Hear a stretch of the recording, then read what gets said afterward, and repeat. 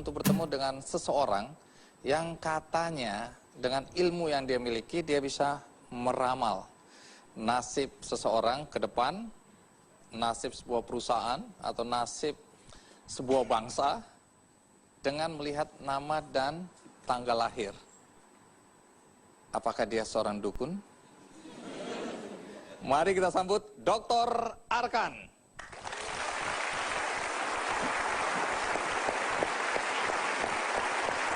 Ya, Dr. Arkan, terima kasih. Silakan duduk. Baik. Iya, saya mengundang Anda di acara Kick Andy karena saya mendengar info bahwa Anda bisa melihat masa depan seseorang dan apa yang terjadi pada dia di kemudian hari hanya dengan melihat nama dan tanggal lahir. Apa betul? Betul. Bahkan saya dengar ada orang mau bunuh diri pun Anda bisa tahu dari nama dan tanggal lahir. Iya. Tapi itu serius? Iya. Baik, menarik ya. Lalu pertanyaannya, apakah Anda dukun? Bukan. Lalu Anda menyebut diri Anda ini apa? Sebagai seorang konsultan nama dan waktu.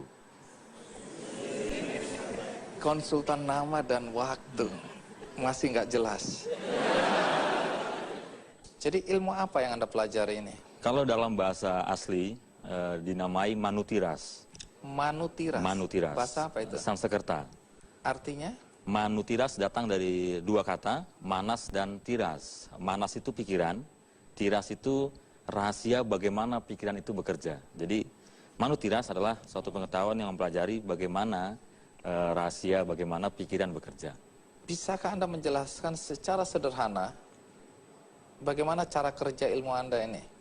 Dalam pikiran manusia itu ada 5 lapisan. Yang paling di permukaan sering disebut dengan conscious mind. Kemudian di bawahnya lebih halus adalah subconscious mind. Lebih halus lagi ada supramental mind. Kemudian paling bawah lagi ada subliminal mind. Dan yang paling halus adalah subtle causal mind. Lah pikiran ini bekerja dengan 2 pola, gambar-gambar dan suara, kata-kata. Pada area gambar-gambar dia bekerja sampai pada lapisan yang ketiga dari atas. Jadi conscious, subconscious, dan supramental mind. Itu area di mana gambar-gambar bekerja. Tapi area suara, area kata-kata itu bekerja dari permukaan, dari conscious mind sampai paling halus di subtle causal mind. Nah yang namanya nama itu adalah kata, bukan gambar. Ya, dia adalah kata, suara. Dan dia bekerja di 5 lapisan pikiran itu sampai di subtle causal mind. Itu artinya paling bawah, paling halus, ya, paling halus. Maka ketika kita tidak melihat seseorang jarak cukup jauh, lalu tiba-tiba ada yang panggil panjul, panjul misalnya, ya, lalu si panjul itu menoleh karena si subtle causal mind memberikan informasi ke lapisan paling atas, ke lapisan yang sedang bekerja, hey, ini kata dipanggil, ya, ini kata dipanggil. Lalu orang itu akan mencari siapa yang memanggil dirinya. Tetapi kalau ada orang teriak-teriak lapar, lapar, kenyang, kenyang gitu, si subtle causal mind tidak bekerja memberikan informasi bahwa dirinya dipanggil. Gitu. Karena apa? Karena semua kata-kata yang bukan nama itu berhenti pada area subliminal mind.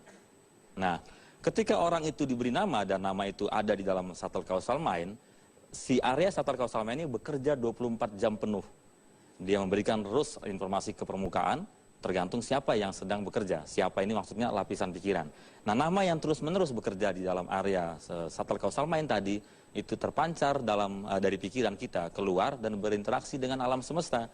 Sehingga ketika terjadi interaksi dengan alam semesta, terpenuhilah hukum keseimbangan tadi. Jadi ketika orang diberi nama yang bagus atau tidak bagus berdasarkan pada arti, orang sendiri sudah timbul sudah satu rasa suka atau tidak suka dalam hatinya. Ya menarik, saya dengar bahwa Anda memadukan ilmu metafisika ini dengan IT ya. Iya. Teknologi informasi, Iya. teknologi komputer. Betul. Ketemu itu ya. Ketemu. Ini alam yang kita nggak paham ketemu sama alam yang jelas, Ya. nyata. Itu bisa. Bisa. Kenapa bisa begitu? Kenapa bisa begitu? Loh kok Anda yang nanya? Kok Anda jangan merebut pekerjaan saya. Saya tuh kira-kira gini loh. Sudah tahu arah pembicaraannya, ya kan? Nah, jadi saya ngomong duluan. Ditanya begitu ya. Kenapa begitu? Nah, mengapa bisa begitu? Kalau kita perhatikan alam semesta ini kan berjalan dalam suatu keteraturan yang pasti.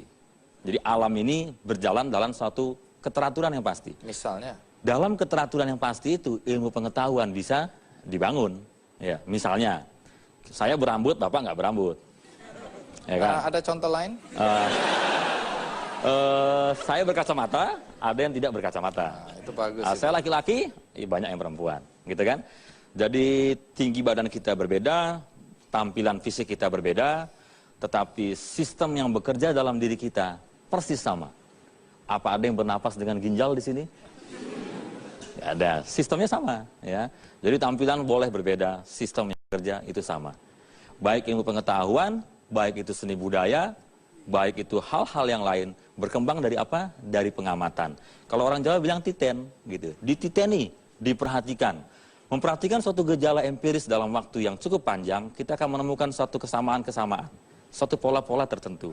Pola-pola ini kemudian menjadi suatu teori, menjadi kemudian ilmu pengetahuan, ada yang bahkan menjadi dalil, menjadi hukum.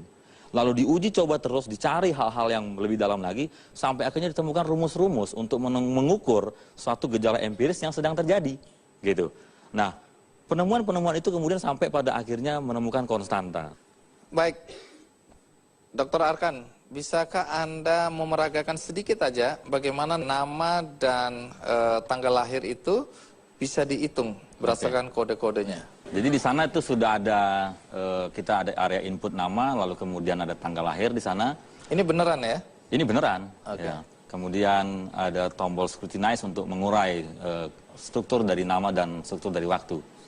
Di sana ada kode Harani. Harani itu dalam bahasa Sanskerta artinya ending code, kode akhir. Dia menceritakan tentang fase pendek dan fase panjang. Pada fase pendek dengan Harani 5 itu artinya dia diganjal oleh kawan sendiri. Kemudian di situ ada akustik root 6 dengan time 4 dengan komposisi karakter seperti demikian, membawa dia menjadi seorang yang menggeluti dunia seni budaya dengan baik. Di sana ada synchronicity value 0,8 dan coherence value 0,8. Synchronicity ini bicara tentang kemampuan dalam melihat kesempatan, kemampuan dalam memanfaatkan kesempatan, itu ada di synchronicity. Di coherence itu bicara tentang kemampuan dalam menguasai bidang keahliannya.